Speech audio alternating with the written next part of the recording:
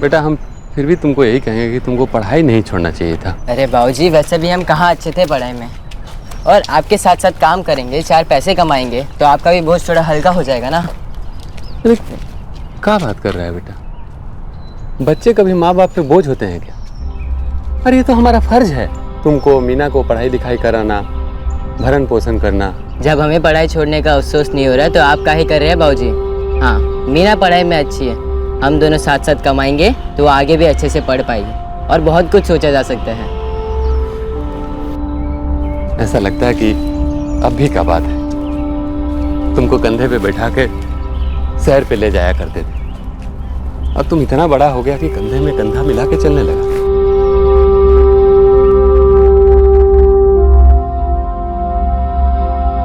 मीना, जरा चाय चढ़ा दे बिटिया, तेरे बाबूजी और भैया आते ही होंगे, तब तक हम दिया जला लेते हैं मंदिर में। ठीक है माई।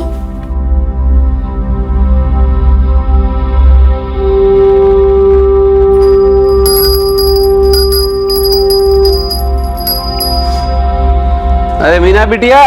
लो माई, तुमने नाम लिया और बाबूजी और महेश भैया आ गए।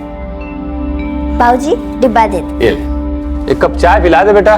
चाय चढ़ा दिया बाबूजी। मीना, ये ले पैसे। तू बोल रही थी ना कौन किताब लेनी है, आज से किताब कलम जो भी लेना हो हमसे कह देना। हर चीज के लिए बाबूजी को परेशान मत करना, ठीक है ना? बस तू अच्छे से पढ़ाई कर।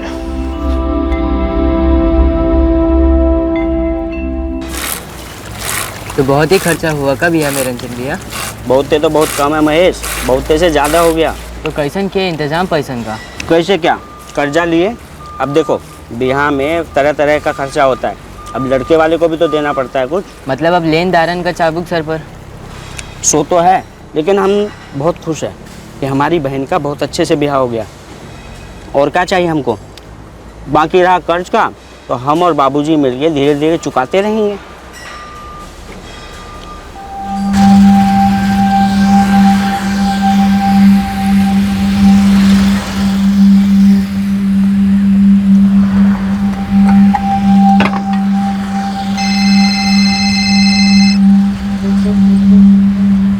नरेंद्र, हमारे गांव से फोन है बिहार से, तनिक बतिया के आते हैं। हेलो, प्रणाम चाचा जी, महेश बोल रहे हैं। अरे महेश बेटा, कैसे हो? बढ़िया है चाचा जी। सुभाष भैया और भौजी कैसी हैं? और छुटकी मीना? सब बढ़िया है। चाचा जी आपसे एक जरूरी बात करनी थी। वो तो हम समझ गए बेटा, चाचा को ऐसे ही थोड़ा ना याद करोगे। ऐसी बात नहीं है चाचा जी। अरे मजाक कर रहे हैं, बोलो क्या बात है? कहा हमको बम्बई में कौन काम मिल सकत है? काहे नहीं मिल सकता? अरे बम्बई में मेहनत करने वाले को काम मिल ही जाता है। क्या शहर आने का विचार है का? विचार तो है चाचा जी, यहाँ गांव में मजदूरी करके जो मिलता है शहर में उससे ज्यादा ही मिलेगा ना। सो तो है बेटा, लेकिन तेरे बाबूजी मानेंगे का? आप बात करेंगे तो जरूर मानेंगे। नहीं, हम बात तो कर लेंगे बेटा, लेकिन ऐसे अचानक ऐसे शहर आने का कैसे सूझा? बाबूजी की कमाई से घर चलता है, और मीना की शादी, उसकी पढ़ाई, इन सब चीज़ों के लिए भी तो पैसे जोड़ने होंगे ना। अब हम ज़्यादा कमाएंगे तो बाबूजी का हाथ बटा पाएंगे ना। बात तो पते की है बेटा। आप बात करेंगे ना बाबूजी से? वाह बेटा, चाचा के कंधे पे बंदूक लगा के निशाना लगा रहे हो। कोई बात नहीं, हम बात करेंगे। हो सके तो आज ही बात कीजिएगा। रखते हैं, राम राम। हमको सब मालूम है, सत्या को हमसे बात करने के लिए तुम ही बोले थे ना? जी बाबूजी। हम महेश को कहीं नहीं जाने देंगे, कह देते अभी से। भाई तनी समझने की कोशिश करो, शहर जाएंगे ज्यादा कमाएंगे, तुम्हारी और बाबूजी की भी मदद कर पाएंगे और मीना भी अच्छे से पढ़ पाएगी। अरे बम्बई से हमारी पढ़ाई का क्या लेना देना? हम तो यहाँ अच्छे से पढ़ रहे हैं और आगे की पढ़ाई भी स्कॉलरशिप से करेंगे। तू चुप कर बाबूजी, समझाइए ना इन्हें। घर में ज्यादा पैसा होगा तो सबके लिए अच्छा ही है ना। जो कुछ मिल रहा है उसमें हम खुश है, सब कुछ ठीक ही तो चल रहा है और भगवान आगे भी सब कुछ ठीक ही करेंगे। माई वो तो करेंगे, पर हमें भी तो कुछ करना पड़ेगा ना। अरे बेटा, बम्बई बहुत दूर है, अब ऐसे ही तुमको कैसे भेज दें? हमको सोच विचार कर लेने दो, फिर हम बताते हैं। बाबूजी हमने सोच विचार करके ही फैसला लिया है, और चाचा जी भी तो वही शहर में काम करते हैं। उनकी बात और है, वो अकेली जान है, न कोई परिवार न कोई जिम्मेदारी है उनपे। तू अभी इतना बड़ा नहीं हो गया है कि तुझे अकेले शहर भेज दे। अकेले कहाँ माई, हम चाचा जी के साथ रहेंगे। वो बोले हैं हमको नौकरी दिला देंगे, हम जो कमाएंगे सब तुम्हें भेज देंगे। देखो तुम है ना बोले ना हम कि हम सोच विचार के बताएंगे। अब ये बहस खत्म करो। जितना सोचना है सोच लीजिए, लेकिन ये कहीं नहीं जाएगा, ये बात तय है। माई ठीक कह रही है, भैया कहीं नहीं जाएंगे।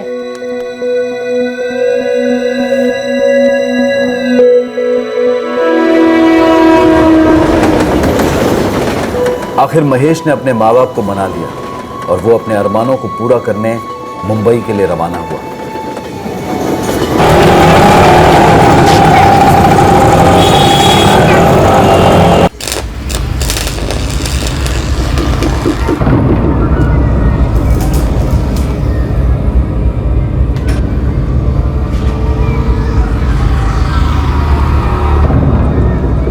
सलाम नसीम भाई। वालेकुम सलाम। अरे सत्या, क्या हाल है? बिल्कुल सही नसीम भाई, यही है हमारा भतीजा महेश। बड़ा मेहनती लड़का है। महेश के चाचा सत्यपाल ने उसे नसीम कुरैशी के लोहे की ग्रिल बनाने के कारखाने में काम पर लगा दिया। मैंने काम किया है? जी, गांव में मजदूरी करते थे। बहुत बढ़िया। देखो वो सुलेमान है, वो तुझे काम सिखाएगा। शुक्रिया नसीम भाई, कल सुबह से ही भेज देता हूँ इसको।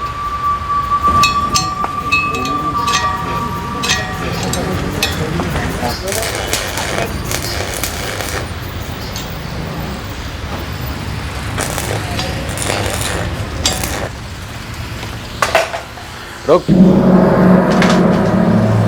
दे इधर। अबे पेन नहीं पाना है ये, समझा? देख, इसको ऐसे डाला, घुमाया ताकत लगा के, देख खुल गया ना। अब एक बात को कितनी बार समझाऊं मैं तेरे को? हाँ, लगता है तेरा भेजा ना, इसके पेज झीले। जिस दिन दिमाग खराब हो ना, सारे पेज सही करूंगा तेरे में। चल फटाफट काम कर। अबे बैठा बैठा मुंह क्या देख रहा है? फटाफट हाथ चला। नहीं, मेरा हाथ चल गया बेटा तो ठीक हो जाएगा तू। काम सीखने में महेश को शुरुआत में दिक्कतें आई, लेकिन वो कोशिश करता रहा। उसका इरादा पक्का था, वो कुछ कर दिखाने आया था इस शहर में। महेश गांव से शहर अपनी और अपने परिवार की जिंदगी को बेहतर बनाने का सपना लिए आया था, लेकिन इस बेहतर जिंदगी की ख्वाहिश को हकीकत बनने में वक्त लगने वाला था। दूसरी तरफ महेश के परिवार को इंतजार था अपने बेटे के वापस लौटने का, लेकिन उन्हें नहीं पता था कि ये इंतजार का सिलसिला काफी लंबा चलने वाला था।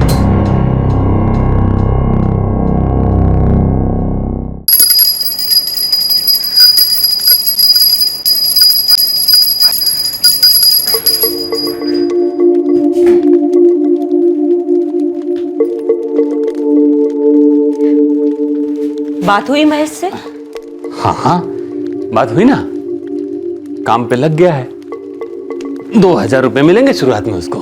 पैसा तो जो भी मिले वो, लेकिन वो तो ठीक है ना। अरे भाई एकदम खुश है, मस्त है अपने चाचा के साथ और काम सीख रहा है। हमें हर वक्त चिंता सताती है उसकी। अरे चिंता उसे भी रहती है इस घर की, हमारी तुम्हारी। अरे तुमको तो खुश होना चाहिए, समझदार है तुम्हारा बेटा। हाँ, पर पहली बार अपनी नजरों से दूर किया है, वो भी इतने बड़े शहर। जब से वो गया है ना, कुछ अच्छा नहीं लग रहा है। अरे जमुना, वो अब बड़ा हो गया है, वो अपनी जिम्मेदारी बखूबी समझता है। और अब अगर गया है तो बीच में आएगा ही, ऐसा थोड़ी ही कि हमेशा के लिए चला गया है। देखिए, ऐसी बात बोलिए भी मत। वैसे ही हमारा दिल बैठा जा रहा है। आने दीजिए उसे, खूंटे से भांग के रखेंगे, एक पल भी हमसे दूर नहीं होने देंगे।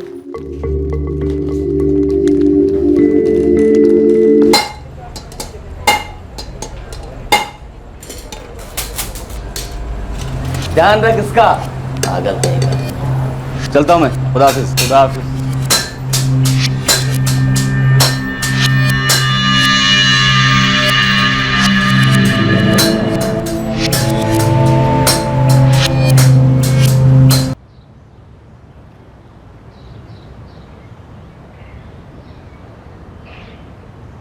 महेश, हे महेश, अरे 8 बज गए हैं, काम पे नहीं जाना का? उठा, 8 बज गए। 8 बज गया। उनको तो बहुत तेज बुखार है। पता नहीं इतना कैसे सो गया।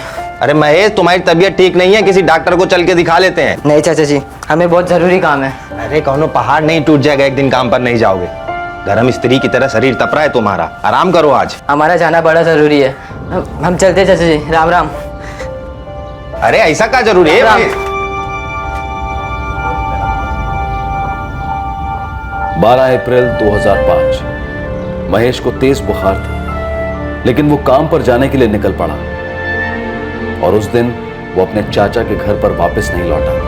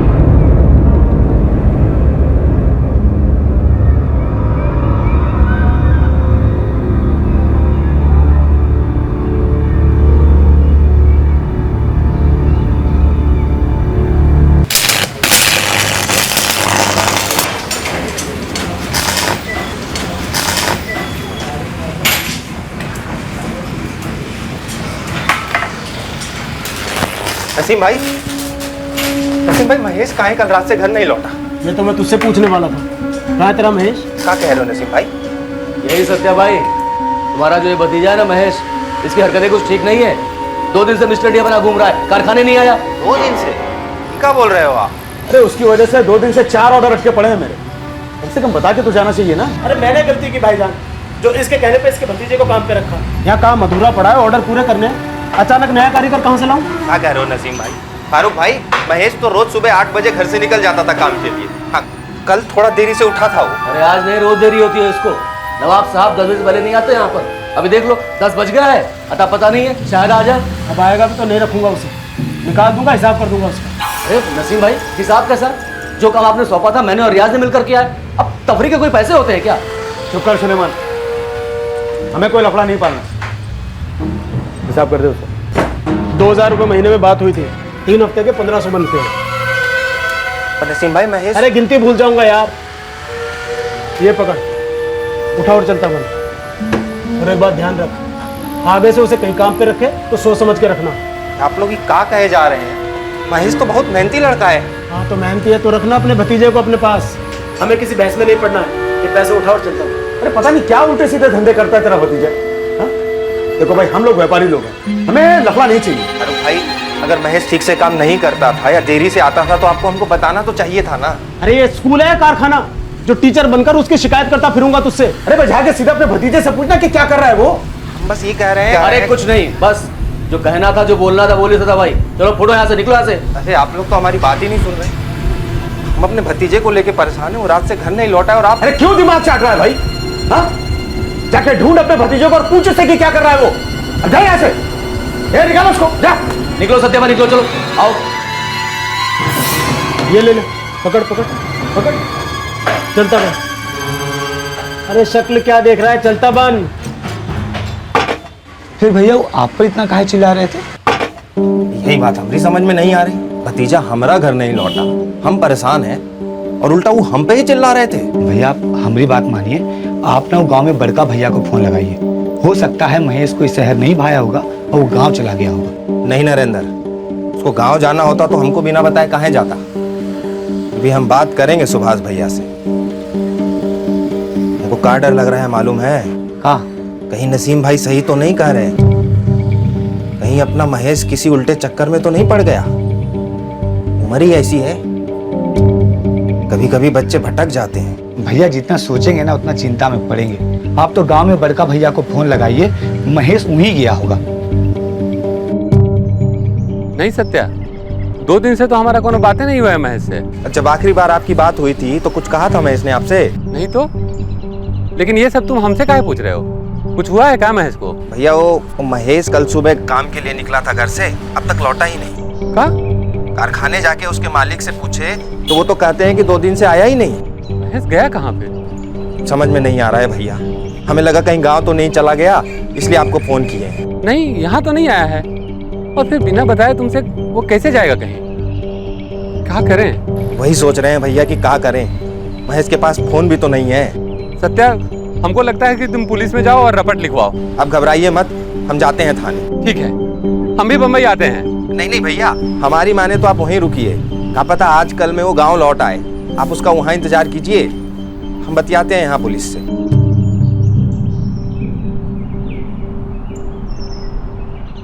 इंतजार में एक दिन और गुजर गया, लेकिन महेश का कुछ पता नहीं चला। वो अपने गांव भी नहीं लौटा था। महेश के पास कोई फोन भी नहीं था। उससे कांटेक्ट करने का, उस तक पहुंचने का कोई रास्ता नजर नहीं आ रहा था। हमने पहले ही कहा था मत जाने दो उसे सर, अभी इतना बड़ा नहीं है वो। माई तू रो मत, मिल जाएंगे भैया। चलो चलो, ट्रेन का वक्त हो गया है। तुम अपना ख्याल रखना। और हाँ, हमने ज्योति चाची से कह दिया है वो रोज तुमसे मिलने आया करेंगी, लेकिन तुम भी रात को उन्हीं के घर जाके सोना। हाँ, तुम फिक्र मत करो माई, बस भैया को वापस ले आना।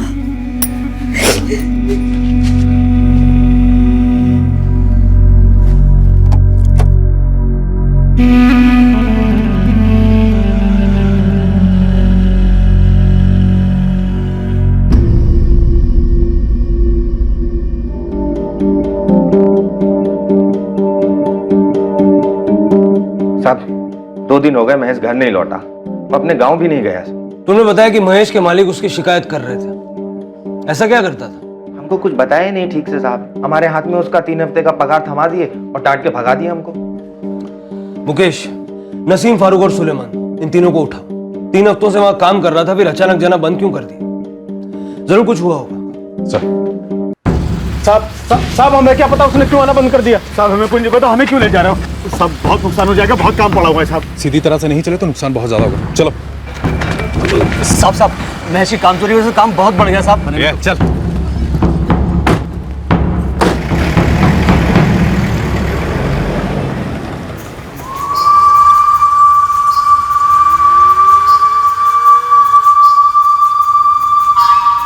साहब महेश 11 अप्रैल को नहीं आया और ना ही 12 को। मैं सोच ही रहा था कि उसके चाचा से बात करूं, लेकिन 13 को ये खुद आ गया और मुझसे पूछने लगा कि महेश कहाँ है। हम भी तो वही पूछ रहे हैं, महेश कहाँ? कसम खुदा कि हम लोगों को नहीं पता कि महेश किधर है। आवारागर्दी का शौक था उसे, दिन रात घूमता रहता था इधर उधर। साहब कारखाने में काम कम, खुराफात ज्यादा करता था। सत्यपाल के कहने पर तुमने उसे काम पर रखा था ना? जी साहब, वो सत्यपाल का भतीजा था इसलिए भरोसा किया। सत्यपाल जिस लॉन्ड्री में काम करता है वो हमारे कारखाने के पास ही है, बरसों से जानते हैं उसे। और तुम्हें कारीगर की जरूरत भी थी? जी साहब। तो जब उसने अचानक आना बंद कर दिया तो दिक्कत तो हुई होगी। वो तो साहब महेश जब काम पर होता था तब भी दिक्कत तो होती थी। अब काम में भी ढीला था और टाइम का भी ढीला था। उसके चाचा ने बताया था कि वो सुबह 8 बजे घर से निकलता था काम के लिए, लेकिन साहब कभी 10 बजे पहले पहुंचा नहीं कारखाने वो। तो जब 2 दिन तक महेश नहीं आया तो तुमने सत्यपाल को फोन करके पूछा नहीं? अब साहब हम अपने कस्टमर्स की फिक्र करेंगे या उस गैर जिम्मेदार लड़के की? उस दिन ऑर्डर्स भी काफी थे डिलीवरी के। हाँ सर, 12 तारीख को माल डिलीवरी करना था वापी में, और मैंने महेश से बोला भी था कि सुबह 8:30 बजे आ जाना डिलीवरी के लिए, लेकिन वो तो आया ही नहीं। अब वो उस दिन सुबह 8 बजे उठा था, हम खुद उठाए थे उसे। बीमार था लेकिन फिर भी काम पे जाने के लिए निकला, बोल रहा था बहुत जरूरी काम है। नहीं चाचा जी, हम चलते हैं, हमारा जाना जरूरी है। राम राम चाचा जी। कैसे? ये कह के निकल गया। हाँ लेकिन कारखाने तो नहीं पहुंचा ना। वो साहब उसके बाद मैंने 9 बजे तक उसका इंतजार किया, फिर मैं खुद ही गाड़ी लेकर निकल गया डिलीवरी करने के लिए।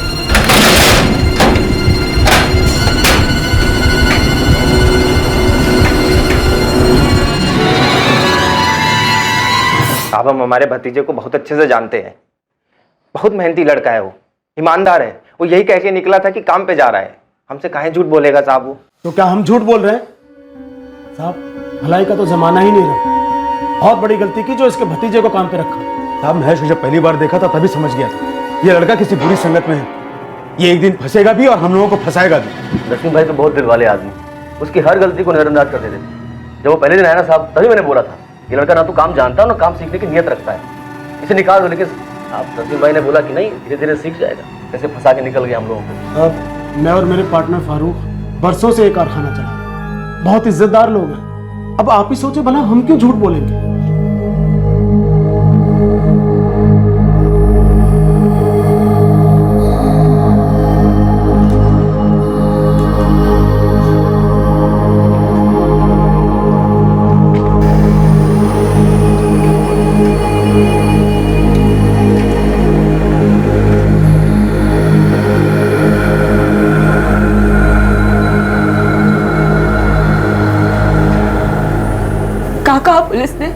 फौजी कह तो रहे हैं खोजेंगे महेश को, पर कितना समय लगेगा कुछ कह नहीं सकते। देखिए, हम कह रहे हैं आपसे, उसके सेठ झूठ बोल रहे हैं। हमको तो समझ में नहीं आ रहा है कि बिना बताए वो कहीं कैसे जा सकता है। सर, नसीम कुरैशी और फारूक सिद्दीकी दोनों के फोन रिकॉर्ड चेक किए, लेकिन कुछ भी अटपटा नजर नहीं आया। और सर 12 अप्रैल को पूरा दिन वो अपने कारखाने पर ही थे। और उनका वो कारीगर सुलेमान, उसके रिकॉर्ड से कुछ मिला? सर जैसा कि ये लोग कह रहे थे, सुलेमान 12 अप्रैल को वापी गया था डिलीवरी करने, और रिकॉर्ड से ये बात कंफर्म होती है। और वो उसी रात मुंबई वापस लौटा था। और करीब शाम को 7:30 बजे नसीम को एक लैंडलाइन नंबर से फोन आया था, मनोर से। मनोर से? बुलाओ नसीम को, उसी से जानते हैं कि इसका फोन था। और फारूक और सुलेमान को भी लेके आओ। जी साहब, वो फोन मैंने ही किया था। वो वापिस से लौटते टाइम साहब मैं मनोर में रुका था चाय नाश्ते के लिए एक ढाबे पे, तो वहीं से फोन किया था।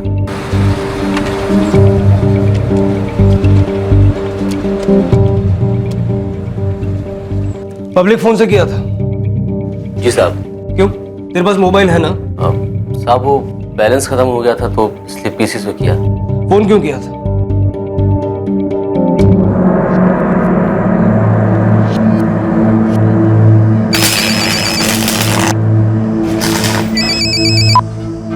हेलो, अस्सलाम वालेकुम नसीम भाई, सुलेमान बोल रहा हूँ। हाँ सुलेमान बोल, डिलीवरी हो गई ठीक से? हाँ भाईजान हो गई। वो भाईजान अभी मनोर में हूँ, तो मैं क्या सोच रहा भाईजान, बहुत थक गया हूँ तो सीधा घर निकल जाता हूँ यहाँ से। कल सुबह गाड़ी लेकर आ जाऊँ भाईजान। वो इधर बहुत ट्रैफिक है ना, तो कारखाने आते काफ़ी टाइम लग जाएगा। ठीक है चला जा। हाँ कल सुबह टाइम से आ जाना। बस साहब यही पूछने के लिए फ़ोन किया था। साहब ये सही कह रहे हैं। साहब आप कब तक हमें ऐसे बुलाते रहेंगे सवालात करने के लिए? काम में ध्यान देना मुश्किल हो गया है, मोहल्ले में रहना मुश्किल हो गया। अब हम लोग इज्जतदार लोग हैं। आपके लोग जब हमें लेने के लिए आते हैं तो 4 किस्म की बातें होती हैं वहाँ पर, बड़ी बदनामी हो रही है। हाँ साहब, मोहल्ले में लोग तरह तरह की बातें बनाते हैं, शक करते हैं हम पे। अब बहुत तकलीफ होती है।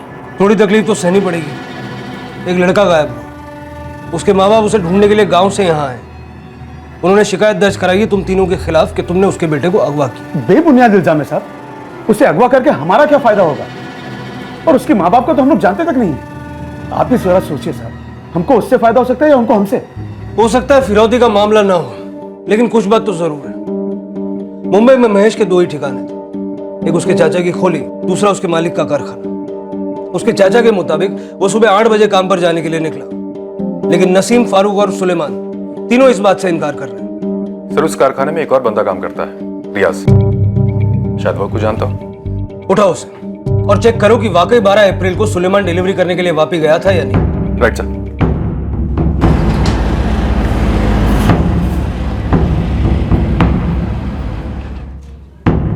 साहब 12 अप्रैल को 11 के आसपास मैंने कारखाना बंद किया था। फारूक और नसीम पूरा दिन कारखाने पर ही थे? हाँ साहब, वो दोनों तो उधर ही रहते। वो लोग भी कारखाने को बंद करने के बाद ही बाहर निकलते। फिर तू कहाँ गया? साहब अपन भी अपने घर जाएंगे और कहाँ। सुलेमान भी साथ था ना तेरा? सुलेमान नहीं साहब, वो तो सुबह सुबह डिलीवरी के लिए निकल गया था ना, वापी के लिए।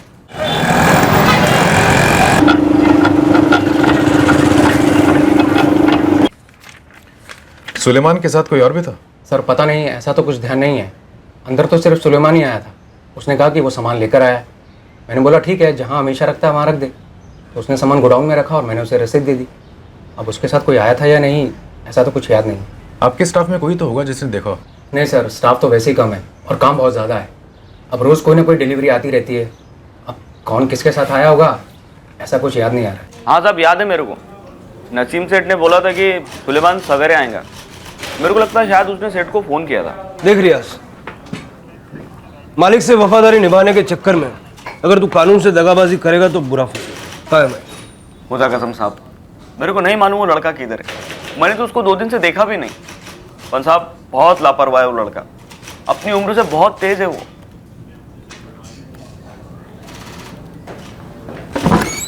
सर 12 तारीख को सुलेमान डिलीवरी करने वापी गया था, ये बात कंफर्म होती, लेकिन उसके साथ कोई और भी था या नहीं ये पता नहीं चला। समझ में नहीं आ रहा ये महेश अचानक कैसे गायब हो गया। कुछ तो हुआ हो, कोई तो वजह हो। महेश के चाचा सत्यपाल और पिता सुभाष रोज पुलिस स्टेशन आते अपने बेटे के बारे में पूछने।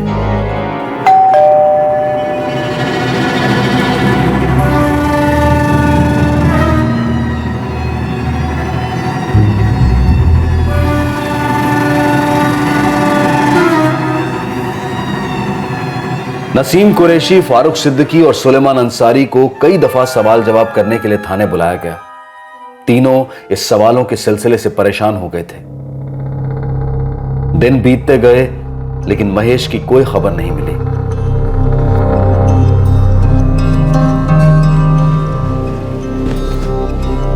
सत्या, अब हमको जाना होगा। सारा काम धाम छोड़ के कितने दिन यहाँ पड़े रहेंगे, और ऐसे भी मीना वहाँ अकेली पड़ी है। पड़ोसियों के भरोसे कितना दिन छोड़े उसको। समझते हैं भैया, हमको बहुत बुरा लग रहा है। हमारे भरोसे आप महेश को यहाँ भेजे थे और हम उसे संभाल नहीं पाए। ऐसा मत सोचो, इसमें तुम्हारी क्या गलती है। देखो, हम जा रहे हैं, लेकिन तुम थाने जा के समाचार लेते रहना। हमको पूरा भरोसा है कि तुम एक न एक दिन महेश को गांव लेके जरूर आओगे। सत्या, हम इंतजार करेंगे। भाऊजी, भैया हम वादा करते हैं कि हम पूरी कोशिश करेंगे महेश को ढूंढने में। हमारा भी बेटा है वो, उसका पता हम जरूर लगा कर ही रहेंगे।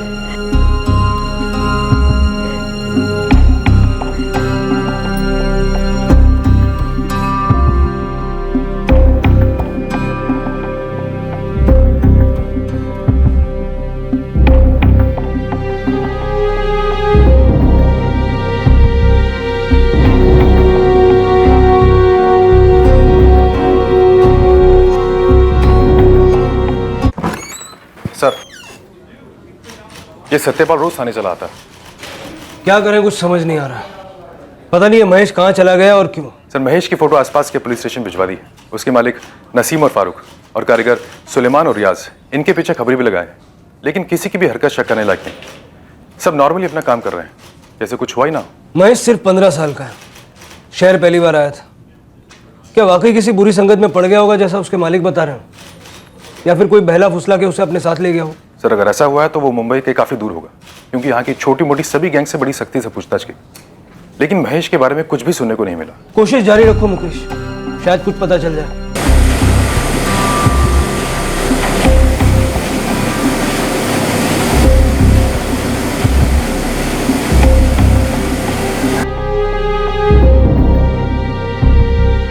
सत्यपाल ने उम्मीद नहीं छोड़ी थी। वो अपनी हर मुमकिन कोशिश कर रहा था। जगह जगह अपने लापता भतीजे के पोस्टर्स लगा रहा था।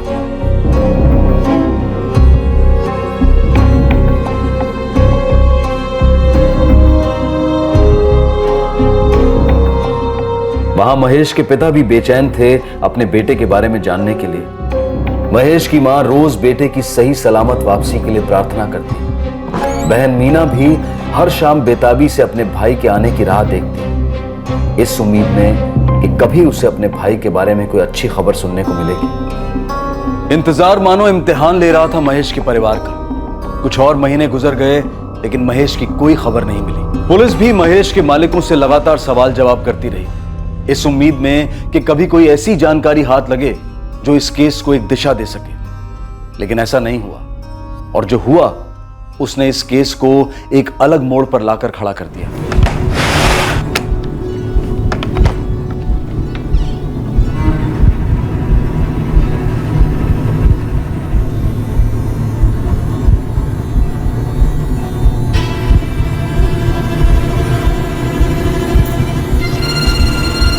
आप कहीं जा रहे हैं क्या? कुछ काम है। ऐसे अचानक? और जा कहाँ रहे हैं? कुछ दिनों में लौट आऊंगा। पर जा कहाँ रहे हैं, कुछ तो बताइए। सुनिए ना, सब खैरियत तो है ना? ऐसे कहाँ जा रहे हैं बिना बताए? वो कहाँ जा रहे हैं आप?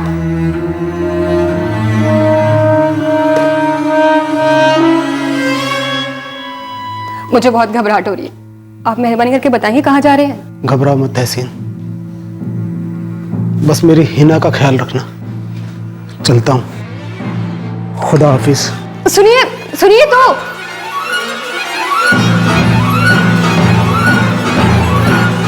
फोन क्यों बंद है नसीम का? और है कहाँ वो? अब और कुछ पूछना बाकी है सर? उल्टे सवाल मत कर, जो पूछा उसका जवाब दे। नसीम कहाँ? पता नहीं सर, बस इतना पता है कि बहुत परेशान है, और सही भी है। तंग आ गया था रोज रोज खाने के चक्कर लगाकर। जब जी चाह उठा के लेके गया थाने। बातें मत बना, जो पूछो उसका जवाब दो। पता नहीं साहब, उसकी पत्नी भी 3 दिनों से यही सवाल कर रही है।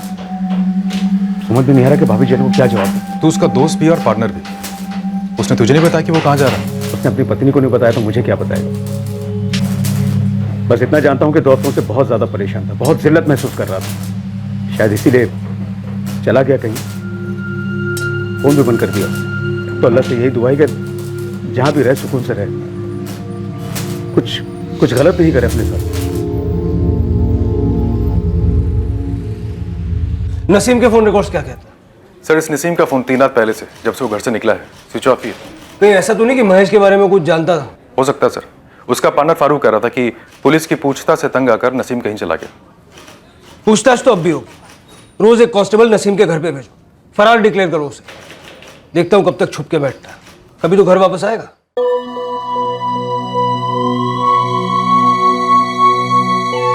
The number you have called is currently switched off. मगर उस दिन के बाद नसीम के बारे में कभी कोई खबर नहीं मिली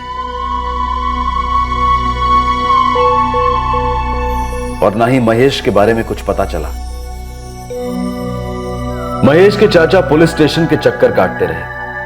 वक्त गुजरा, ऑफिसर्स के तबादले हुए, दिन महीने और महीने साल में तब्दील हो गए, लेकिन महेश का केस ज्यों का त्यों रहा। महेश के परिवार का इंतजार खत्म होने का नाम ही नहीं ले रहा था। अब महेश को लापता हुए 10 साल गुजर चुके थे, लेकिन वक्त का पहिया एक बाप की उम्मीद को कुचल नहीं पाया था। वो अब भी आस लगाए बैठे थे कि एक दिन उनका बेटा घर जरूर लौटेगा। उम्मीद की एक लौ उसकी मां के सीने में भी जल रही थी, जो 10 सालों से अपने बेटे की सलामती की कामना कर रही थी।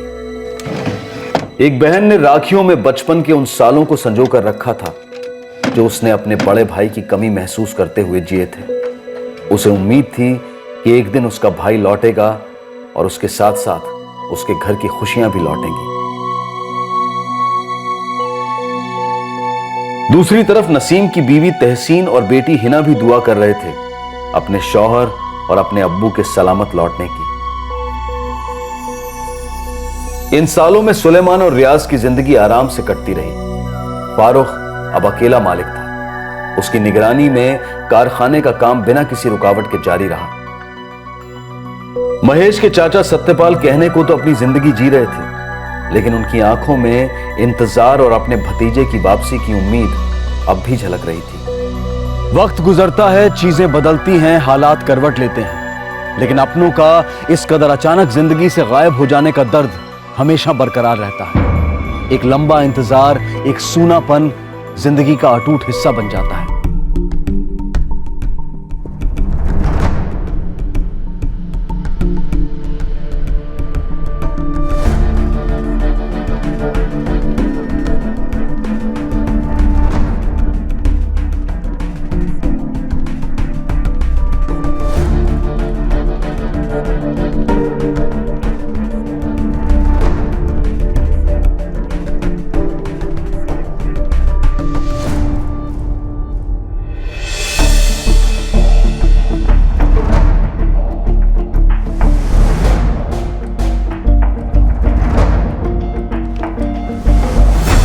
Coming sir.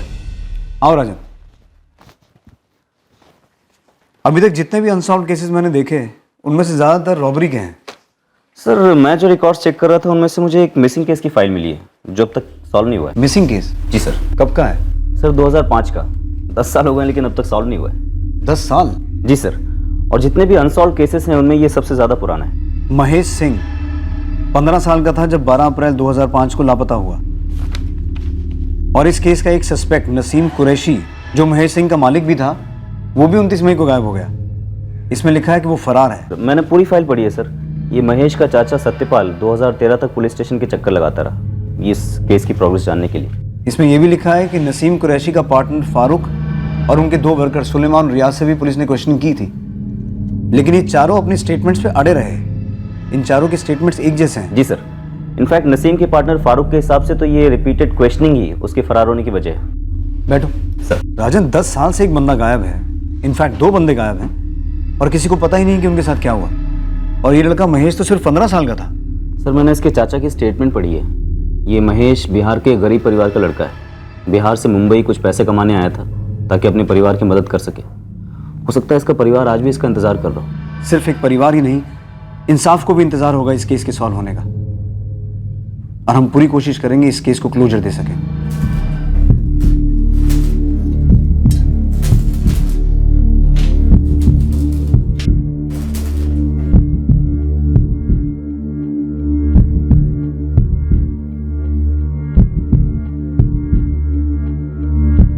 सर पूरे 10 साल हो गए हैं, लेकिन टीवी सीरियल की तरह इस केस से जुड़े लोगों में कुछ ज़्यादा नहीं बदला है। सुलेमान अंसारी अभी भी उस कारखाने में काम करते हैं। शादी हो चुकी है, एक बीवी है, 2 बच्चे हैं। नसीम के जाने के बाद फारूक अकेला मालिक है उस कारखाने का। हाँ, लेकिन सुना है कि वो नसीम के घर पर हर महीने पैसे भेजता है। नसीम की बीवी और उसकी बेटी अभी भी उसी घर में रह रहे हैं। अच्छा, ये महेश का चाचा सत्यपाल ये अभी भी यही है?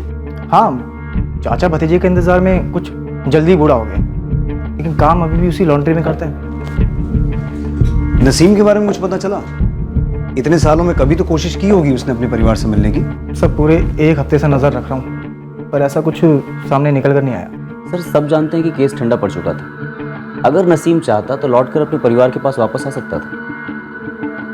शायद उसे कहीं दूर भेज दिया गया हो जहां से वो लौट ही ना सके। सर नसीम के पार्टनर फारूक के हिसाब से वो पुलिस की रिपीटेड क्वेश्चनिंग से परेशान था। तंग आ गया था रोज रोज थाने के चक्कर लगाकर, जब जीचा उठा के लेके गया थाने। लेकिन उसकी बीवी ने अपनी किसी बात में ऐसा कोई जिक्र नहीं किया। हो सकता है नसीम को महेश के गायब होने की वजह पता हो, और यही जानकारी उसके गायब होने की वजह बन गई। कई साल पहले बेंगलुरु में भी ऐसा ही केस हुआ था। एक औरत गायब हुई, उसकी बेटी ने उसकी मिसिंग कंप्लेंट लिखवाई, लेकिन काफ़ी समय तक पता ही नहीं चला उस औरत के बारे में। लेकिन 4 सालों के बाद पता चला कि वो औरत मिसिंग नहीं है, मर चुकी है। उस औरत के बॉयफ्रेंड ने उसे मारकर उसी के घर आंगन में दफन कर दिया था। तो आपको लगता है कि नसीम मर चुका है, मारा जा चुका है? हो सकता है, लेकिन ये इस बात पे डिपेंड करता है कि वो महेश के बारे में क्या जानता था।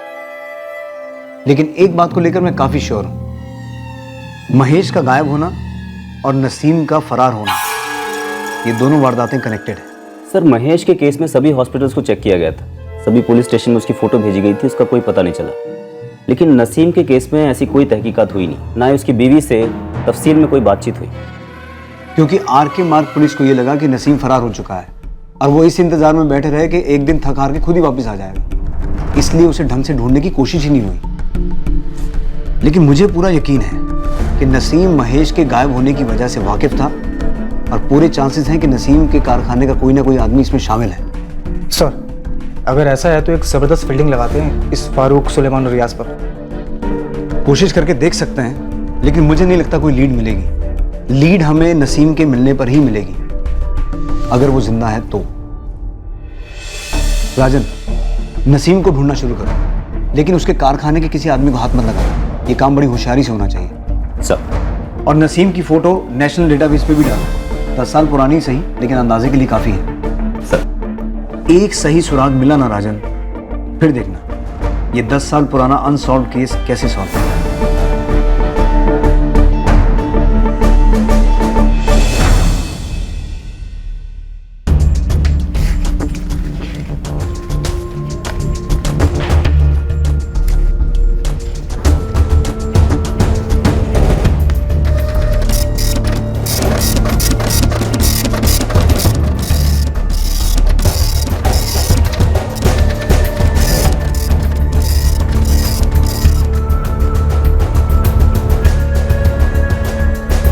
ये 10 साल पुराना फोटो है।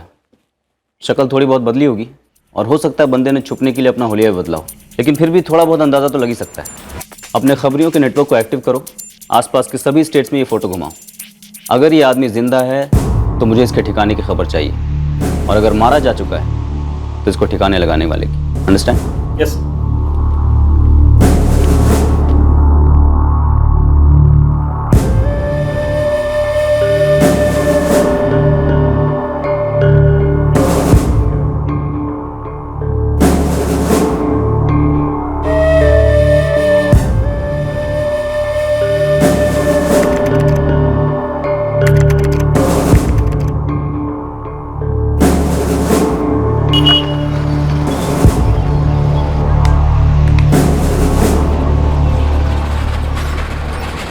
लीजिए ना भाभी जी, आप तो कुछ भी नहीं खा रही हैं।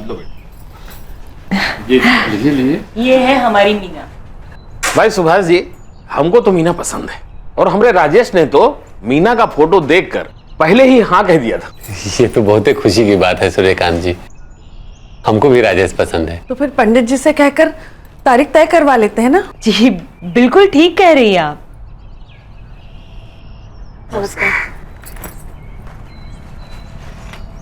सुभाष जी,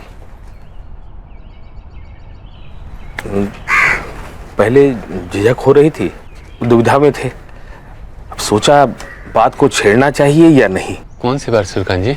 आपके बेटे की, उसके बारे में सुना हमने, बहुत दुख हुआ सुन के। अब आपकी जगह में रखकर सोचूं भी तो दिल कांप जाता है। 10 साल आपने कैसे सहन किए हैं ये दुख?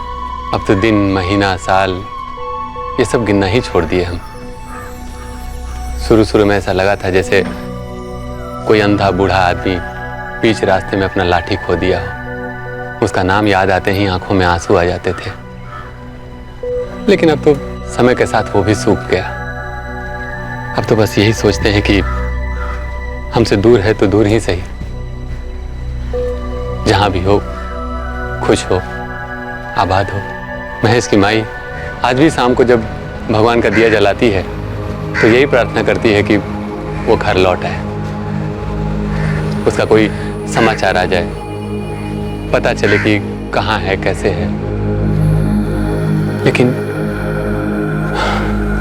क्या करेंगे, आज अगर यहाँ वो रहता तो बहुत ही खुश होता। शादी की सारी तैयारी वही करता। सूर्यकांत जी, 15 साल की अवस्था से वो अपने बारे में कम और अपनों के बारे में ज्यादा सोचता था। हमारे बारे में, अपने माई के बारे में, मीना की पढ़ाई लिखाई, उसके शादी ब्याह, पता नहीं भगवान ने नसीब में और कौन सा मोड़ लिखा है। हम तो यही सोचते हैं कि नसीब ने ही महेश से हमको मिलाया था और नसीब ने ही छीन भी लिया। कभी ऊपर वाले की कृपा होगी तो नसीब ही मिला भी देगा।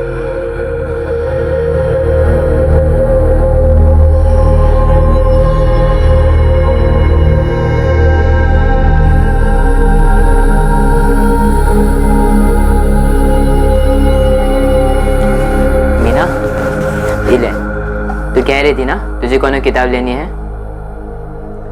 आज से जो भी किताब कलम लेना हो हमसे कह देना। बाबूजी को हर बात के लिए परेशान मत करना, ठीक है?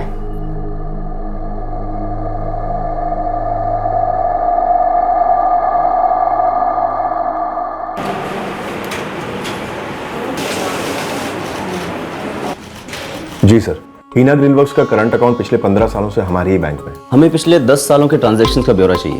ये पार्टनरशिप अकाउंट है ना? यस सर, लेकिन दोनों में से कोई एक पार्टनर ही इसे ऑपरेट कर सकता है। आमतौर पर मिस्टर फारूक सिद्दीकी इसे ऑपरेट करते हैं। हम जानते हैं कि पिछले 10 सालों से मिस्टर नसीम कुरैशी गायब है। पिछले 10 सालों में इस अकाउंट से कोई सस्पिशियस ट्रांजैक्शंस हुए? मेरा मतलब किसी पर्टिकुलर अकाउंट में पैसे ट्रांसफर हो रहे हों या फिर किसी एटीएम या बैंक से पैसे विड्रॉ किए जा रहे हों? जी सर, आपके कहने पर मैंने चेक किया था। मिस्टर नसीम कुरैशी का पर्सनल अकाउंट तो डोमेंट हो चुका है और उनके करंट अकाउंट से पैसे उनकी वाइफ तहसीन कुरैशी के अकाउंट में ही क्रेडिट होते हैं। I guess mister Farooq Siddiqui उनके पार्टनर की वाइफ को प्रॉफिट का शेयर दे रहे हैं। ये तहसीन कुरैशी का सेविंग अकाउंट भी आप ही के बैंक में है ना? जी। क्या उस अकाउंट से किसी पर्टिकुलर अकाउंट में फ्रीक्वेंटली पैसे ट्रांसफर हो रहे हैं? आप समझ सकते हैं मेरे लिए ये बताना थोड़ा मुश्किल होगा। आप चाहें तो मैं पिछले 3 साल के स्टेटमेंट्स की कॉपीज आपको दे सकता हूँ, बट उसके पहले के स्टेटमेंट्स अरेंज करवाने के लिए मुझे एटलीस्ट 1 वीक का टाइम चाहिए। जितनी जल्दी हो सके अरेंज कीजिए। अम्मी चलती हूँ, खुदा हाफिज। खुदा हाफिज।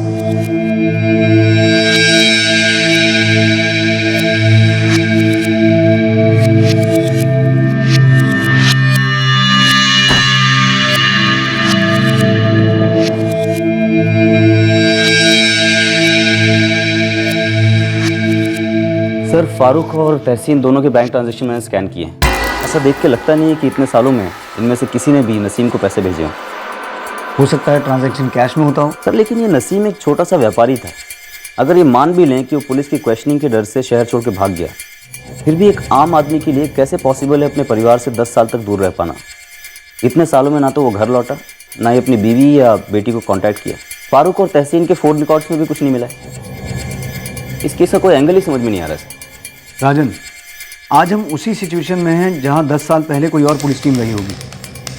आज हम ये मान के चल रहे हैं कि 10 साल पहले अगर ये इन्वेस्टिगेशन 4 कदम भी आगे बढ़ी होती तो ये केस उसी वक्त सॉल्व हो गया होता। इस बार हमसे कोई गलती नहीं होनी चाहिए। पर अगर ये फारूक, रियाज और सुलेमान को उठा लें और थोड़ी सख्ती से पूछताछ करें तो मुझे लगता नहीं वो लोग कुछ उगलेंगे, क्योंकि केस की शुरुआती 2-2.5 महीने में उनसे 20 बार पूछताछ हुई है और वो लोग टस से मस नहीं हुए। और अब तो उन्हें पता है कि ये केस ठंडा पड़ चुका है। हमें सिर्फ नसीम पर ही फोकस करना चाहिए। नसीम के जरिए ही हमें महेश की कोई खबर मिल सकती है। राजन, ये केस सब्र की आजमाइश का है। इस बार इंतज़ार ख़त्म होगा, लेकिन हमारा सब्र और हमारी कोशिश नहीं। हम इस केस को क्लोजर दे के रहेंगे। महेश का गायब होना और नसीम का फरार होना, इन दोनों वारदातों की वजह अब भी रहस्य बनी हुई थी। लेकिन सच भी पानी की तरह होता है, अपना रास्ता निकाल ही लेता है। बहुत जल्द एक छोटी सी लेकिन अहम खबर 10 साल पहले हुए जुर्म से पर्दा उठाने वाली थी।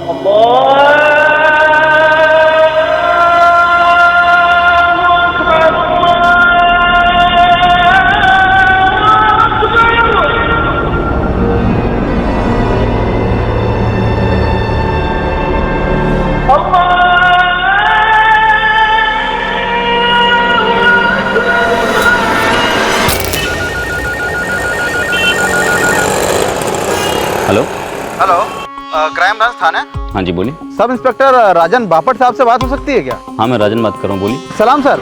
सर मैं भदोही से बोल रहा हूँ, शाहबुद्दीन आलम। सर मुखबिर हूँ, टिप देना काम है अपना। हाँ शाहबुद्दीन बोलो, क्या टिप है? सर अपने पास एक फोटो आया था नसीम कुरैशी का। 1 महीने पहले दिल्ली में अपने एक पार्टनर ने दिया था। हाँ हमने ही फोटो घुमाई थी उसकी। तुमने देखा नसीम कुरैशी को? शायद देखा है सर। शायद देखा मतलब सर अब गारंटी के साथ तो नहीं कह सकता कि वो बंदा नसीम कुरैशी था, लेकिन सर यहाँ भदोही के पास एक गांव है शनाबाद टेकरी, वहाँ अगले महीने ग्राम पंचायत चुनाव होने वाले हैं। उसमें कैंडिडेट है माजिद शेख। उसकी शक्ल सर देखी तो दिमाग में कुछ ठनका। ये जो माजिद शेख है ना, इसकी शक्ल आपके नसीम कुरैशी से काफी हद तक मिलती है। मतलब सर अगर चेहरे की झुर्रियाँ और बालों की सफेदी और दाढ़ी हटा दे तो दोनों भाई लगेंगे बिल्कुल। इस हद तक शक्ल मिलती है माजिद और नसीम की? मिलती तो है सर, अब हद आप तय कर लो। लेकिन मैं बोलूंगा सर डाउट करना बनता है। तेरे पास फोटो है उसका? फोटो तो नहीं है सर, पर पूरे शनाबाद में पोस्टर चिपके हुए हैं उसके। मैं फोटो खींच के आपके फोन पे भेज देता हूँ सर। मेरा नंबर नोट कर। जी।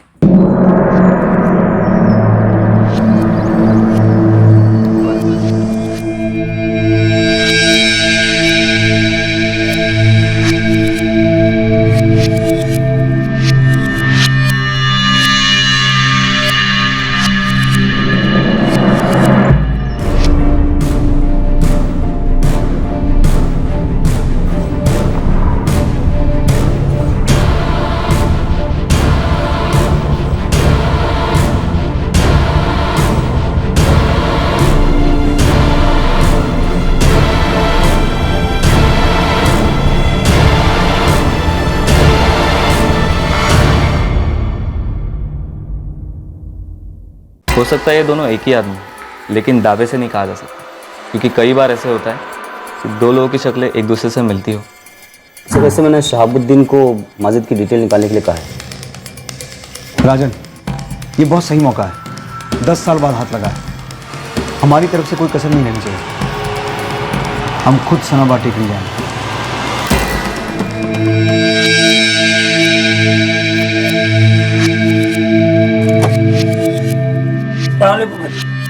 वालेकुम सलाम। आप खाने को तो आएंगे ना? कुछ कह नहीं सकते नगमा, कैंपेनिंग का आखिरी हफ्ता है, देर भी हो सकती है। ठीक है चलिए।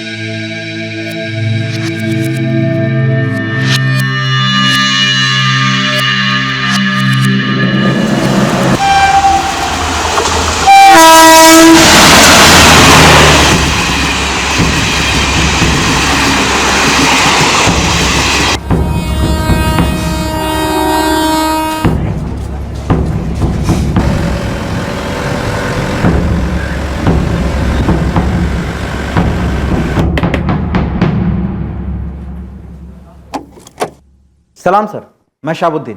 आइए। माजिद शेख को इस गांव के लोग बहुत मानते हैं। बंदा 6 साल पहले इस गांव में आके बस गया था। बीबी का नाम है नगमा शेख।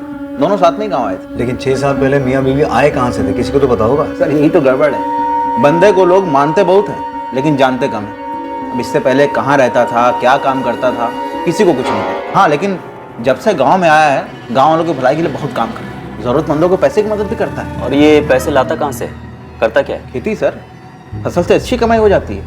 गांव में एंट्री लेते ही उसने कुछ खेत वेत खरीद लिए थे। मतलब 6 साल पहले जब वो आया था तो उसके पास इतने पैसे थे? जाहिर है सर, होंगे ही। तूने नंबर निकाला उसका? हाँ सर, और मैंने SHO यादव साहब को भी दिया है, शानाबाद टेकरी थाने में। SHO यादव से बात करो और उसे बोलो इसके कॉल रिकॉर्ड्स निकलवाए। 50 साल का आदमी और 6 साल का अतीत, नेताजी की तो जिंदगी भी घोटाला लगती है।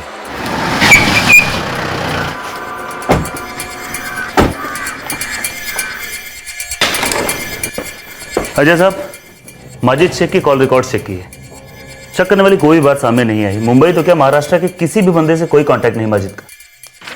सिम कार्ड पोस्टपेड है, इसी गांव से खरीदा गया है 6 साल पहले। ये आदमी तो लगता है 6 साल पहले ही इस दुनिया में आया है। वो तो है, माजिद मियाँ की जिंदगी से जुड़ी हर चीज 6 साल पहले शुरू हुई। काफी जुगाड़ करके निकलवाया है। माजिद शेख के पंचायती चुनाव का नॉमिनेशन फॉर्म, ID प्रूफ के साथ में।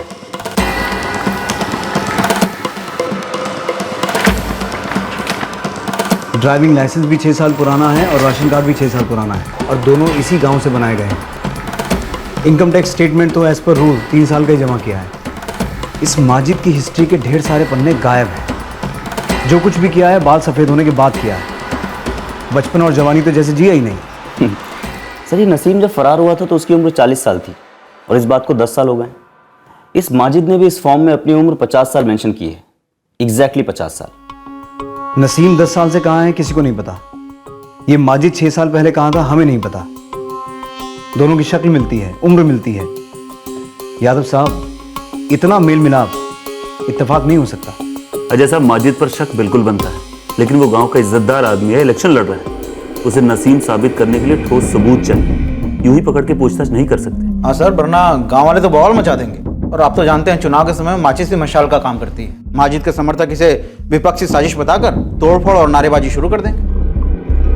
अब उसे पुलिस स्टेशन बुला नहीं सकते। घर में घुस के पूछताछ करने का तो सवाल ही पैदा नहीं होता। बिल्कुल, हमें बहुत संभल के आगे बढ़ना हो और इन्फॉर्मेशन इकट्ठी करनी होगी ताकि कोई झुठला न सके। एक काम करते हैं, अंधेरे में तीर चलाते हैं। अगर निशाने पे लग गया तो ये माजिद ही हमें नसीम तक पहुंचाएगा।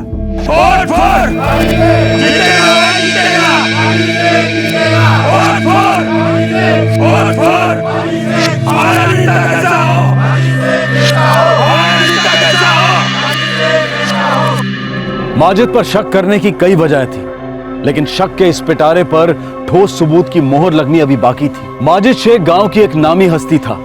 बिना ठोस सबूत उसे हाथ लगाने से गांव का माहौल बिगड़ सकता था।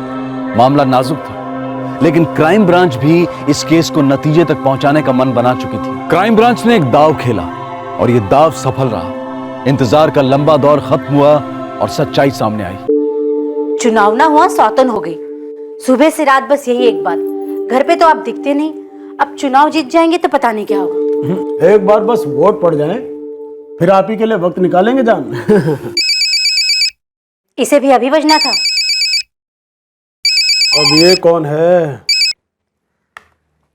हेलो, अस्सलाम वालेकुम माजिद साहब। वालेकुम सलाम। कौन जनाब बोल रहे हैं? माजिद साहब, मैं अशफाक बोल रहा हूँ। फारूक भाई ने भेजा था। किस लिए? वो कुछ कैश देने थे, घर पे पहुंचा दूं क्या? नहीं नहीं, हम बताते हैं, फोन करते हैं थोड़ी देर में। हाँ जी। हिल गया पूरी तरह, इसका मतलब तीर निशाने पे लगा है। देखते हैं क्या करता है। फारूक का नंबर तो सर्विलांस पे है ही। अरे अब खाना क्यों छोड़ के जा रहे हैं? कोई जरूरी काम है, तुम खाना शुरू करो।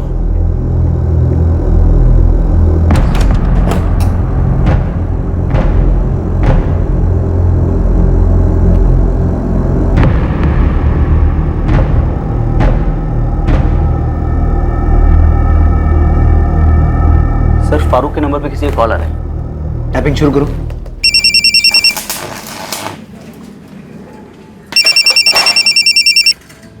हाँ बोल। तुम्हें मेरा दूसरा नंबर कैसे मिला? दूसरा कौन सा नंबर नसीम? अरे मेरा नाम मत लिया करो, कितनी बार मना किया तुम्हें? हाँ ठीक है, लेकिन दूसरा कौन सा नंबर? तुम्हें कुछ नहीं पता? इसका मतलब तुमने पैसे नहीं भेजे? नहीं तो मैं तो जब भी तुम्हें पैसे भेजता हूँ तो तुम्हें ये फोन पे इतला कर देता हूँ। वैसे तुम्हारे पास पैसे लेकर आया कौन था? यार कोई अशफाक था, कह रहा था कि तुमने पैसे भिजवाए हैं। नहीं नहीं, मैंने तो नहीं भेजा। हो सकता है शायद किसी ने तुम्हारे साथ मजाक किया हो। अरे कोई मजाक क्यों करेगा, वो भी तुम्हारा नाम लेकर।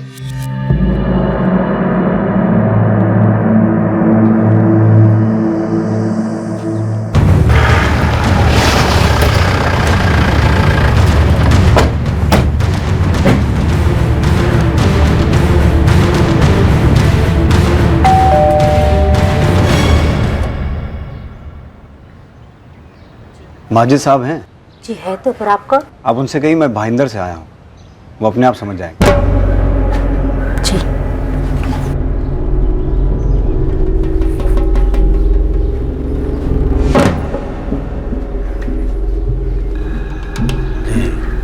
फरमाइए क्या बात है? माजिद साहब बात पुरानी है, 10 साल पुरानी। जानने के लिए आपको हमारे साथ आना होगा। कहाँ आना होगा?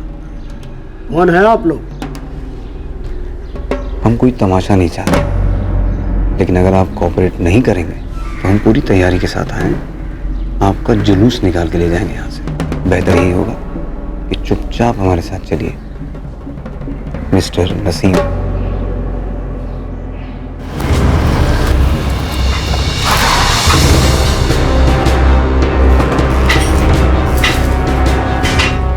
क्राइम ब्रांच चलो। अब क्या हुआ? हुआ तो 10 साल पहले था, लेकिन पता आज चला है। लेकिन फिक्र मत करो, इस दफा तुम्हें बार बार पुलिस थाने आने की जहमत नहीं उठानी पड़ेगी।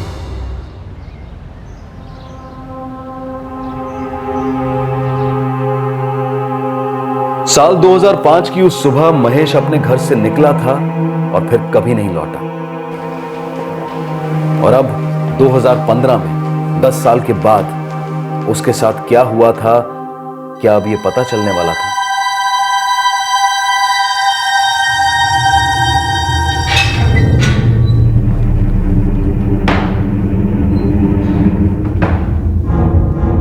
माजिद शेख उर्फ नसीम कुरैशी, नाम ठिकाना परिवार सब कुछ छोड़ दिया तुमने, लेकिन तुम्हारे कर्मों ने तुम्हारा पीछा नहीं छोड़ा। अब वक्त आ गया है सच कबूल करने का।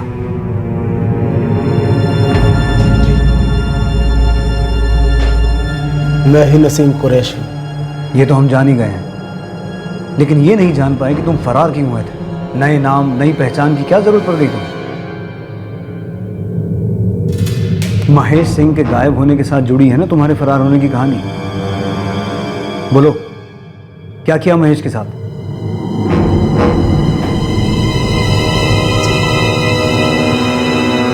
मैंने जो कुछ भी किया वो मैं करना नहीं चाहता था।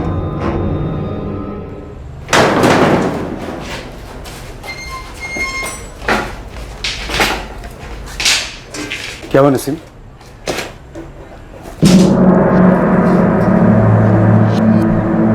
अब और बर्दाश्त नहीं कर पा रहा हूँ फारूक, न जाने कब टूट जाऊं। वो सारी बातें बोल दूं जिसे राज रखने का वादा किया था। हिम्मत रख नसीम। देख, अगर ये राज खुल गया ना तो हम सबकी जिंदगी बर्बाद हो जाएगी। जानता हूँ फारूक, लेकिन क्या करूं? न चैन से सो पाता हूं, न सोच पाता हूं। चैन सुकून सब छिन गया। महेश का चेहरा मेरे जहन में घूमता रहता है, मुझे सताता है। ऐसा क्या किया तुमने महेश के साथ जो तुम्हारे जहन से जा नहीं रहा था? वो हमने कुछ नहीं किया। जो कुछ भी हुआ हमें तो उसके बारे में पता तक नहीं था। अब क्या होगा फारूक भाई? और हम लोगों को हिम्मत रखनी होगी।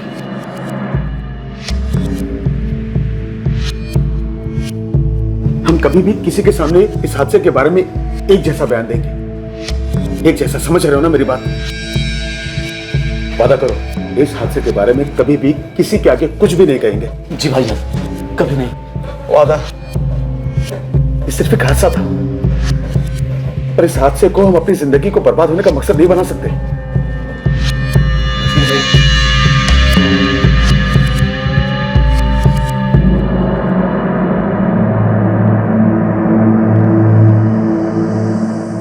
क्या गलती हुई थी तुम लोगों से? क्या किया था तुमने महेश के साथ? बोलो नसीम कुरैशी।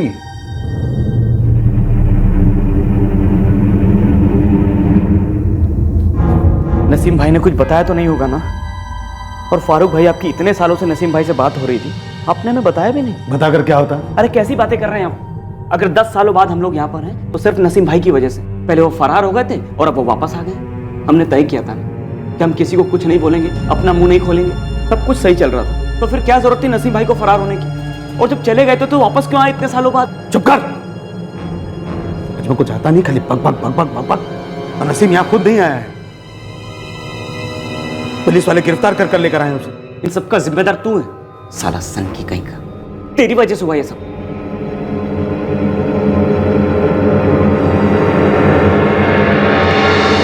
12 अप्रैल 2005 की उस सुबह को महेश काम पर आया था। उसे आने में देर हो गई थी, इसलिए वो घबरा रहा था। उसे डर था कि सुलेमान फिर से उसे डांट फटकार लगाएगा।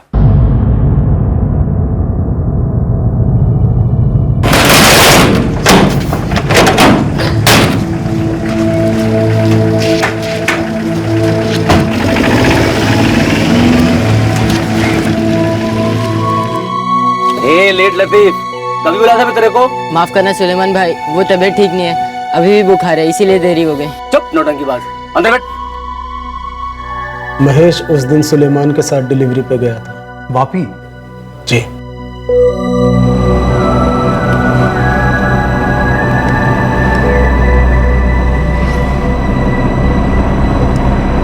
डिलीवरी निपटाकर जब वो लोग वापस लौट रहे थे तब मुझे एक फोन आया।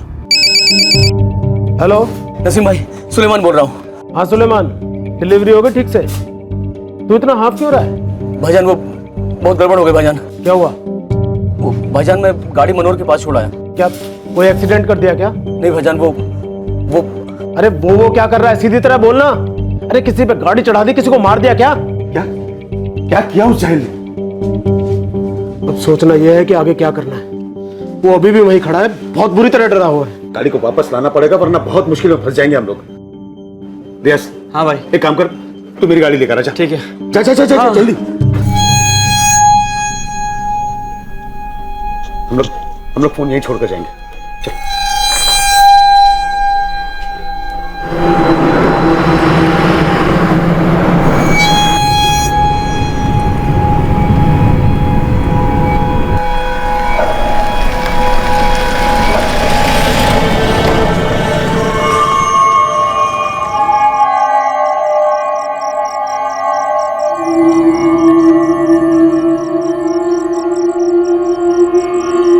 ये तब हुआ जब सुलेमान और महेश माल डिलीवर करके वापस लौट रहे थे और उनकी गाड़ी रास्ते में पंक्चर हो गई।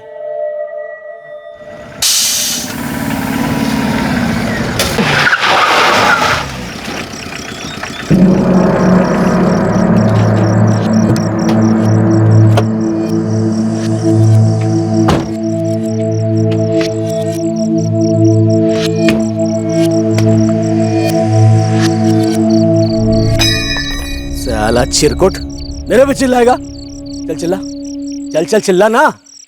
महेश, महेश, महेश,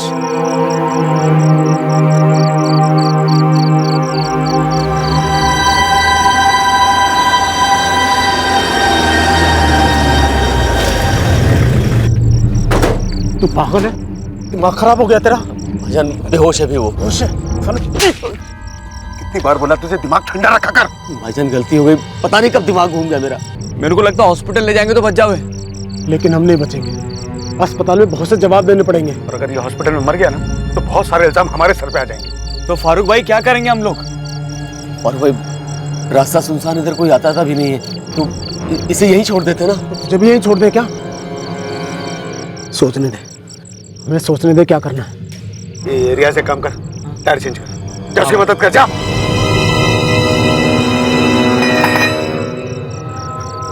फारूक, क्या सुलेमान ने भुगतना हमें भी पड़ेगा। हमारे तो धंधे पे भी असर पड़ेगा। इसे यहीं छोड़ दे, काफी सुनसान इलाका है, पता नहीं चलेगा। हाँ, ये साइड रोड है, कोई लाइट भी नहीं है, वैसे भी बचना तो है नहीं। फारूक भाई, टायर बदली हो गया।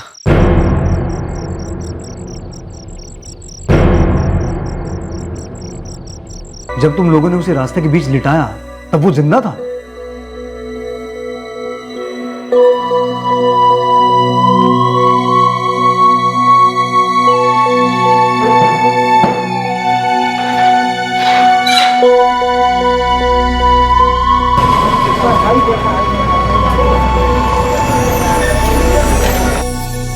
मैं 12 साल से यही ड्यूटी कर रहा हूँ, आप बताइए क्या बात है? जी ये 10 साल पुराना केस है।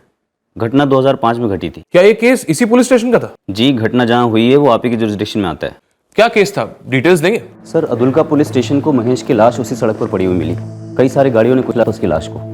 किसी राहगीर की नजर पड़ी तो उसने पुलिस को इन्फॉर्म किया। तो महेश की लाश का उन्होंने क्या किया? सर 2 दिन तक बॉडी मॉर्ग में थी, फिर जब किसी ने क्लेम नहीं किया तो पुलिस ने खुद ही दाह संस्कार कर दिया। किसी ने क्लेम नहीं किया? उन्होंने सारे पुलिस स्टेशन को इन्फॉर्म किया था, महेश के डिटेल्स दिए थे? सर इंस्पेक्टर गावड़े जो उस वक्त भी उस थाने के इंचार्ज थे, उन्होंने बताया कि उन्होंने हर थाने में इन्फॉर्म किया था, लेकिन जब कोई रिस्पांस नहीं आया तो क्रिमेशन के बाद उन्होंने महेश के कपड़े उसी पुलिस स्टेशन की प्रॉपर्टी रूम में जमा कराए थे। जमा करवाए थे तो आज भी वही होंगे। राजन कलेक्ट करवाओ।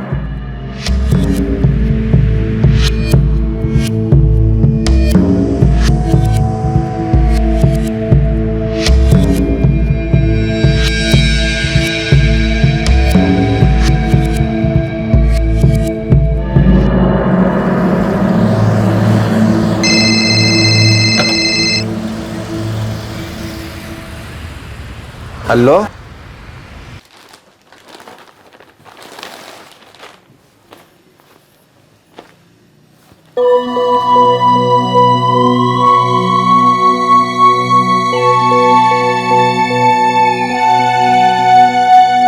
यही कमीज पहन के निकला था उस दिन काम पर जाने को। कैसे भूल सकते हैं हम वो सुबह? सत्यपाल जी, रिपोर्ट लिखवाते वक्त आपने जो ब्यौरा दिया था ये कपड़े उससे मैच होते हैं, फिर भी हमने सोचा एक बार आपसे भी पूछ लें। हाँ, महेश जिस दिन 12 अप्रैल को घर से निकला था उसे उसी दिन मार दिया गया था। सुलेमान अंसारी ने मार डाला उसे। फारूक सिद्दीकी, नसीम कुरैशी, रियाज, ये सब इस बात से वाकिफ थे। मुझे बेहद अफसोस है कि सच का पता लगाने में हमने बहुत ज्यादा ही वक्त लगा दिया। I am really sorry.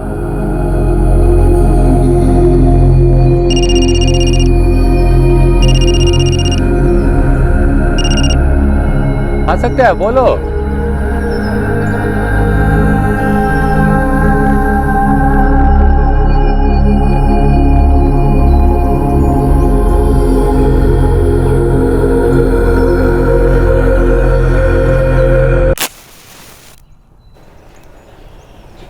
Meena, बिटिया चाय चढ़ा दे, तेरे बाबूजी के आने का वक्त हो गया है।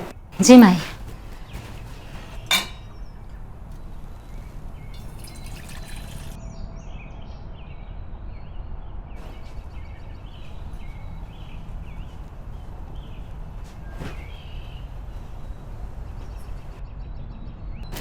लो बाबूजी, चाय लीजिए बाबूजी। आप चाय काहे नहीं ले रहे हैं बाबूजी?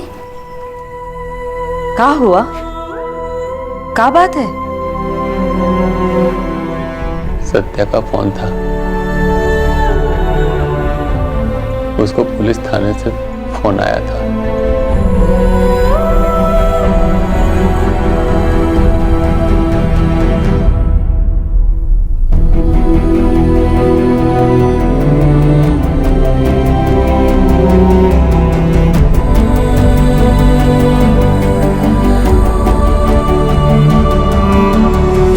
पैसे, आज से किताब कलम जो भी लेना हो हमसे कह देना। शहर जाएंगे, ज्यादा कमाएंगे, तुम्हारी और बाबूजी की भी मदद कर पाएंगे।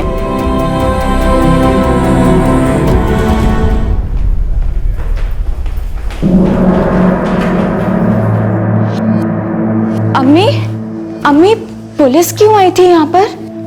अम्मी तुम कुछ बताती क्यों नहीं? अम्मी कुछ तो बोलो, पुलिस क्यों आई थी यहाँ पर? तेरे अब्बू का पता चल गया। अब्बू? कहाँ है अब्बू? जेल में। जेल में? पर ऐसा क्या किया अब्बू ने?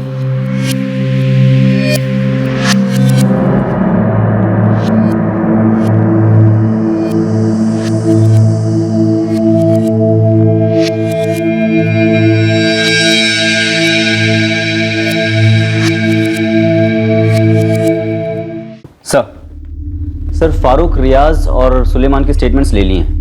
नसीम की स्टेटमेंट से मैच हो रही है। फरार होने के बाद नसीम 4 साल तक हरियाणा में रहा, वहीं उसने शादी की और फिर अपनी बीवी के साथ सनबाड़ टेकरी में आके बस गई। नसीम के दोनों मोबाइल फोन्स के कॉल डिटेल्स भी उसकी स्टेटमेंट के साथ अटैच करो, और फारूक के भी। एक तगड़ी चार्जशीट बनाओ राजन। इस केस को सॉल्व होने में 10 साल लग गए, अब सजा होने में देर नहीं होनी चाहिए, खास तौर पर हमारी तरफ से तो बिल्कुल नहीं। राजन, इस केस में हमारे पुलिस डिपार्टमेंट की तरफ से भी बहुत गलतियां हुई हैं। एक थाने में महेश के गुमशुदा होने की रिपोर्ट लिखाई जाती है और उसी स्टेट के दूसरे थाने को उसकी लाश मिलती है। जरा सा भी कोऑर्डिनेशन होता तो महेश के गुमशुदा होने की ये गुत्थी उसी वक्त सुलझ गई होती। एक बेकसूर परिवार अपने बेटे के लौटने की झूठी उम्मीद में इतने साल न तड़पता, और कसूरवार लोग इतने बरस तक खुले न घूमते। सही कह रहे हैं सर आप। ये कोऑर्डिनेशन की प्रॉब्लम अक्सर होती रहती है, कई बार ये गलतियां हुई हैं। इसे सुधारना होगा राजन। एक सिंपल स्ट्रेट फॉरवर्ड केस इस कोऑर्डिनेशन की कमी की वजह से 10 साल तक खिंच गया। और सर उस नसीम को भी ढूंढने की इतने सालों में कोई कोशिश नहीं हुई, सिर्फ उसकी बीवी का स्टेटमेंट लेके इन्वेस्टिगेशन क्लोज कर दी गई। सही कह रहे हो। मैं उम्मीद रखता हूं हमारा पुलिस डिपार्टमेंट इस केस में हुई गलतियों से कोई ना कोई सबक लेगा। Right sir.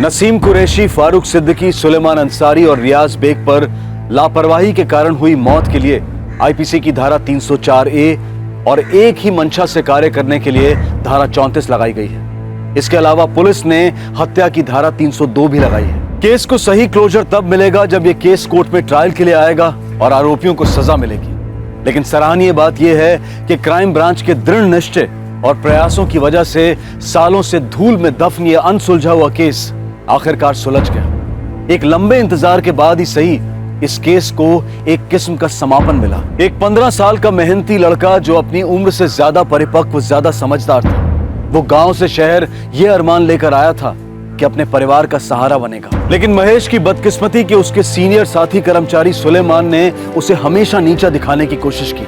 उसे कदम कदम पर डांट फटकार, अपमान और शोषण सहना पड़ा, और एक दिन यह अमानवीय बर्ताव अपनी सारी सीमाएं लांघ गया और महेश की जिंदगी को मौत की चौखट पर ले गया। महेश के मालिकों ने भी अपनी सो कॉल्ड इज्जत बचाना महेश की जान बचाने से ज्यादा जरूरी समझा और उसे रास्ते पर मरने के लिए छोड़ दिया। मुजरिमों को लगा था कि वो कभी पकड़े नहीं जाएंगे और 10 सालों तक उनका यह भ्रम बना भी रहा, पर आखिरकार यह भ्रम टूटा। हर मुजरिम की तरह उनका चेहरा भी बेनकाब हुआ। कहते हैं कि कोई भी अपनी माँ के पेट से सीख कर नहीं आता, कोई भी शख्स एक्सपर्ट वक्त और अनुभव के बाद ही बनता है।